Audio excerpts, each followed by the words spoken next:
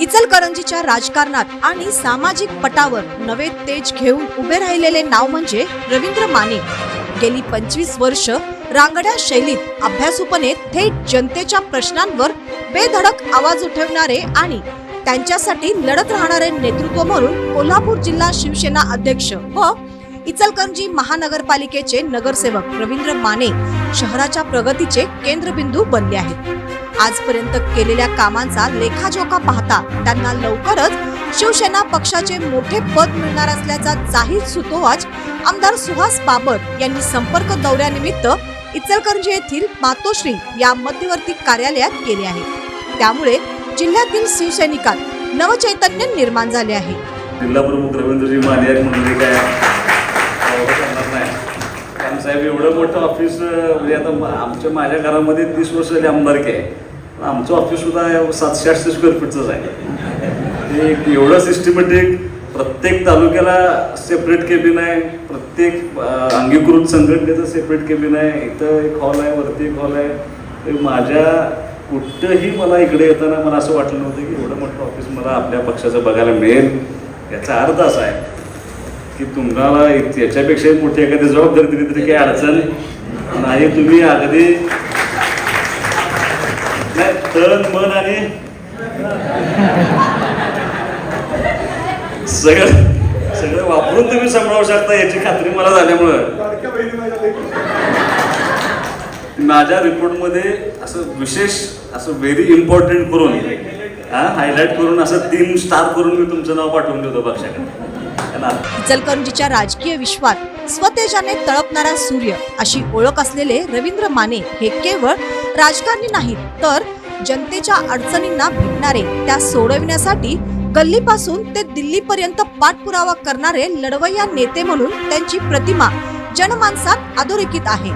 आजोबा स्वातंत्र्य सैनिक शंकरराव माने यांचे विचार आणि वडील वसंतराव माने गुरुजी यांचे संस्कार यांचा ठसा त्यांच्या कार्यपद्धतीत स्पष्ट दिसतो।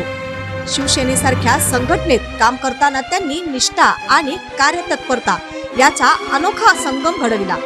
खासदार धैर्यशील माने यांच्या नेतृत्वाखाली काम करताना त्यांनी शहरासह पंचक्रोशीतील अनेक विकास कामांना गती दिली। आमदार सुहास बाबर यांनी केलेल्या वक्तव्यातून त्यांच्या कार्याची दखल घेत त्यांना पक्षात मोठी जबाबदारी मिळण्याचे संकेत दिले। त्यामुळे कोल्हापूर जिल्ह्यातील शिवसैनिकांमध्ये नवीन चैतन्य निर्माण झाले आहे। रवींद्र माने यांच्या कामाचा वेग पाहायचा असेल तर इचलकरंजी महापालिकेच्या निर्मितीकडे पाहावे लागेल। नगरपालिकेचे महापालिकेत रूपांतर घडवून आणत त्यांनी सुरुवातीलाच 98 कोटींचा निधी खेचून आणला।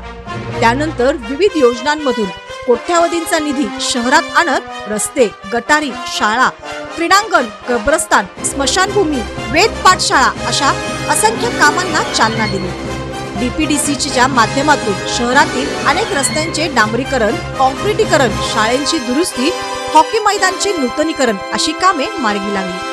शहापूर आणि कबनूर भागासाठी तब्बल 488 कोटींच्या ड्रेनेज प्रकल्पाला मंजुरी मिळवून त्यांनी शहराच्या भविष्यातील पायाभरणी मजबूत केली। रुकडी उड्डाणपुलाच्या कामामुळे निर्माण झालेले वाहतूक कोंडीचा प्रश्न असो किंवा पानंदा रस्त्याचा मुद्दा, रवींद्र माने यांनी हे प्रश्न थेट शासन दरबारी मांडत मार्गी लावली।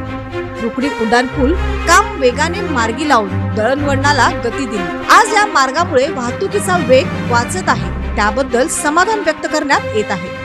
कोरोना काळात श्री माने यांनी केलेले कार्य विशेष उल्लेखनीय आहे। शेकडो गरजू रुग्णांना मुख्यमंत्री सहायता निधीतून तातडीने मदत मिळवून देणे, आरोग्य सेवा उपक्रम सुरू करून अल्पदरात उपचार उपलब्ध करून देणे, मोफत शस्त्रक्रिया व चष्मे वाटप करणे या उपक्रमांमुळे सामान्य नागरिकांच्या मनात त्यांनी विश्वास निर्माण केला आहे। मुस्लिम समाजाच्या कब्रस्तानासाठी निधी असो, उर्दू शाळांना मान्यता असो किंवा बुद्ध विहारच्या विकासासाठी प्रयत्न, रवींद्र माने यांनी सर्व समाज घटकांना सोबत घेत काम केले। त्यामुळे त्यांची ओळख सर्वसमावेशक नेता अशी निर्माण झाली आहे। जुना सांगली नाका चौकातील भव्य मारुती मंदिर हे त्यांच्या कल्पकतेचे उदाहरण आहे। वाहतूक कोंडी टाळत शहराच्या सौंदर्यात भर घालणारा हा प्रकल्प आज इचलकरंजीची ओळख बनला आहे। तसेच नृसिंहवाडी, बाहुबली यासारख्या तीर्थक्षेत्राच्या विकासासाठीही त्यांनी कोट्यावधीचा निधी आणला। महाराष्ट्राचे मँचेस्टर म्हणून ओळखल्या जाणाऱ्या इचलकरंजीच्या वस्त्रोद्योगासाठीही महत्त्वाचा असलेला वीज दर सवलतीचा प्रश्न त्यांनी सातत्याच्या पाठपुराव्याने मार्गी लावण्यात महत्त्वाची भूमिका बजावली. तत्कालीन मुख्यमंत्री एकनाथ शिंदे यांच्या उपस्थितीत झालेल्या घोषणेने उद्योग क्षेत्राला मोठा दिलासा मिळाला. रवींद्र माने यांची खासियत म्हणजे जनतेशी असलेला सातत्यपूर्ण संपर्क. छोट्या छोट्या कामांपासून मोठ्या प्रकल्पांपर्यंत ते स्वतः लक्ष घालतात.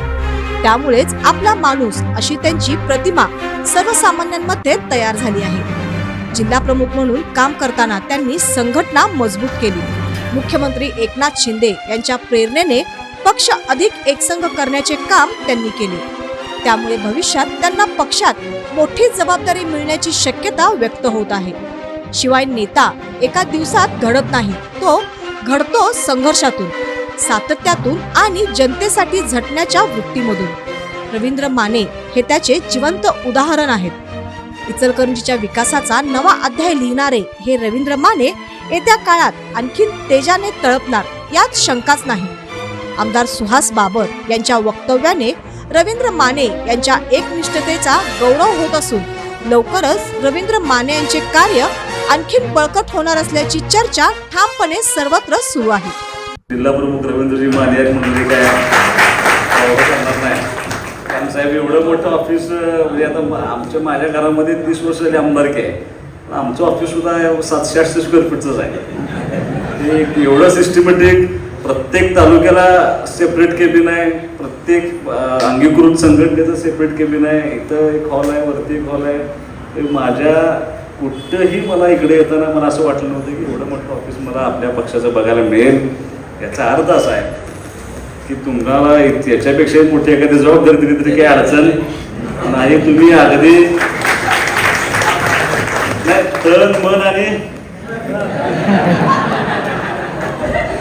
सगळं वापरून तुम्ही सांभाळू शकता याची खात्री मला झाल्यामुळं